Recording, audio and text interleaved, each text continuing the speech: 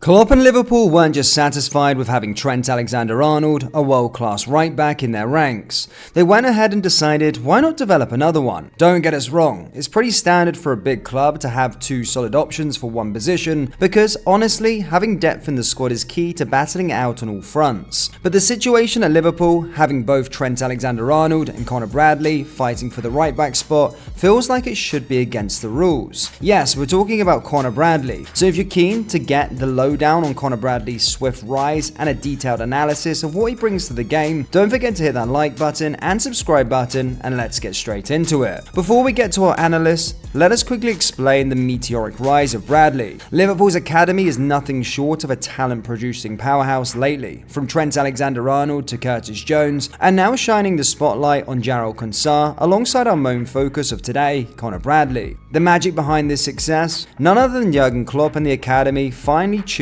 strategy for nurturing young stars. These rising talents are sculpted to seamlessly blend into the senior squad's dynamic and aggressive playstyle. Standouts from their academy ranks are kept close to the senior team, immersing them into top-tier football to hasten their development. Jurgen Klopp's strategic finesse extends to optimizing the club's loan system, specifically tailored to foster young talent. With his adjustments, loan spells are capped at 1 season without the option to buyout clause, ensuring talents like Bradley return to Liverpool ready to contribute. We've taken a deep dive into the academy's inner workings in another video, so be sure to check that out for more insight. Now, Liverpool's approach to loaning players is not just for the sake of it. It aims to place them in environments where their transition to the senior squad is not just a possibility, but a well-paved path. This philosophy is why Klopp places his trust in the youth, and precisely how Conor Bradley made his mark. The lad from Northern Ireland didn't waste any time to impress after joining Liverpool's academy on a 2-year scholarship back in 2019. Why wait for the scholarship to run its course when you can bag your first professional contract just a year in? Exactly. Bradley earned himself an early professional deal with Liverpool after impressing his coaches. As we've mentioned, Klopp has a keen eye for integrating promising talent with their senior squad. True to form, Bradley found himself participating in Liverpool's 2021 pre-season tour, clocking in appearances in 2 matches. But the real milestone was the first competitive start later that year, playing the entirety of the EFL Cup match against Norwich. And here's Liverpool's loan strategy at work again. They only send out their young prospects when there's a solid development plan in place. Bradley's next chapter unfolded at Bolton Wanderers for the 2022-2023 season, and what a chapter it was. Notching up 52 appearances, Bradley wasn't just making up the numbers. He banged in 7 goals and set up another 6. Reminder, we're talking about a fullback here, not your typical winger. Bradley's stint at Bolton was nothing short of a fairy tale, a perfect blend of opportunity, development, and success. Why was this loan spell so spot on for Bradley? Hang tight, we're diving into that next. Bolton Wanderers manager ynwa didn't take too long to spot what Conor Bradley could bring to the pitch. Recognizing Bradley's knack for pushing forward and exploiting open spaces with intelligence, ynwa crafted a role that harnessed Bradley's boundless energy and offensive prowess. So given Bradley's balanced skill set, as adept in defense as he was in attack, ynwa positioned him as a wingback, a role in which Bradley flourished magnificently.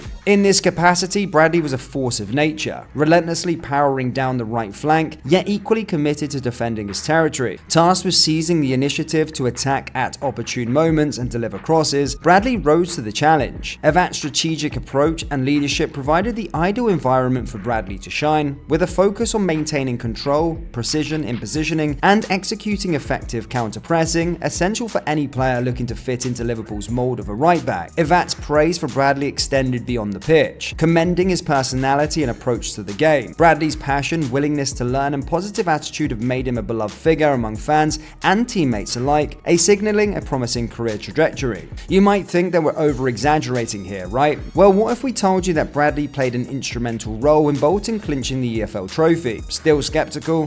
What if we told you he swept Bolton Wanderers' end of the season award, securing the Player of the Year, Players Player of the Year, and Young Player of the Year all in a single season? Yes, he was that good. Following a standout season with Bolton, Conor Bradley made his way back to Liverpool, where his performance kept him in close proximity to the first team. In 2023, Bradley got to showcase his skills in 3 appearances for Liverpool, participating in the Europa League and domestic cup fixtures. Yet it was his dynamic 16-minute performance in the FA Cup match against Arsenal in in January 2024 that truly started turning heads. The game took a tense turn when Mikel Arteta brought on Martinelli in the second half, who quickly began to exploit Liverpool's right defence, challenging Trent Alexander-Arnold. Klopp's strategic response was swift. He substituted Elliott for Bradley, moving Trent into the midfield. This tactical adjustment proved effective, as Bradley immediately took control, effectively neutralising Martinelli's threat for the remainder of the match. Considering this pivotal moment, Martinelli, with the ball at his feet and space to manoeuvre, faced Bradley head-on. The Brazilian had the option to cut inside or dash down the touchline, putting Bradley in a critical position where any misjudgment could open up a path to Liverpool's goal. Bradley, however, didn't falter. With sharp anticipation and 2 swift strides, he closed down on Martinelli, cleverly steering him away from central areas. This encounter quickly escalated into a sprint, which Bradley won, stripping Martinelli off the ball. But Bradley didn't stop there. He demonstrated not just his defensive prowess,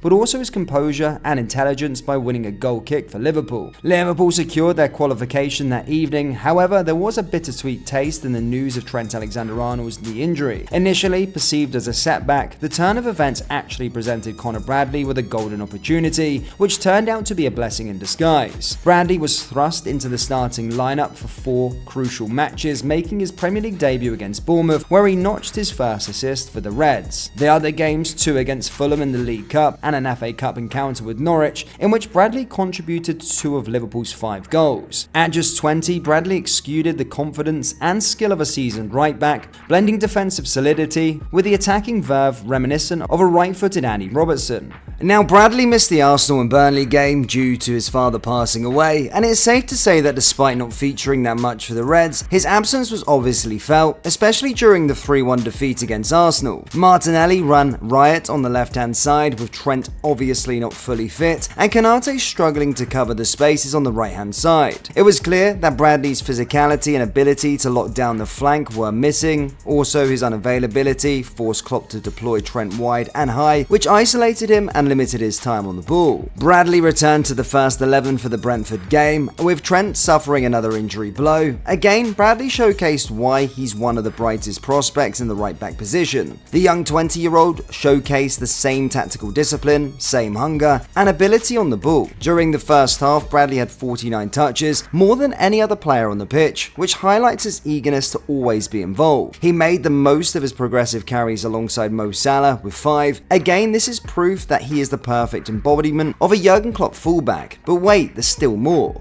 Now, it's been common trait for managers to ask their fullbacks to invert into midfield, but not every player is capable of doing so. And that was the main question around Bradley. Can he play this role of a modern fullback and actually invert into midfield? Well, it has turned out that he can. See, Brentford were taking advantage of the Liverpool midfield, overcommitting in their duels, which left Endo isolated in the second line of defence, making it easier for the Bees to play through the Reds' press and into the spaces in behind. Klopp reacted in the second half by asking Conor to invert alongside Endo to give more protection to the back line, but Bradley went on to showcase his ability in providing passing lanes and progressing the ball into central areas. So let's see how he did that. Here you can see him fully inverting into Liverpool's double pivot during the 3-2 build-up structure. Now notice how he made the run to drop back into space to provide a passing option for Virgil van Dijk. The Dutchman then decided to pass the ball to McAllister, and Bradley, who's got a great sense of where dangerous positions are, immediately made the turn to sprint into the free spaces into midfield. Upon receiving the ball, McAllister spotted Bradley's third man run into space and immediately passed him the ball. The young fullback went on to carry the ball into the final third, but unfortunately made the decision to take the shot himself, which ended up wide. Not only does Bradley have the hunger, athleticism suitable to be a Liverpool fullback, he also has the potential to become a true modern-day fullback, adding the inversion trick to his arsenal.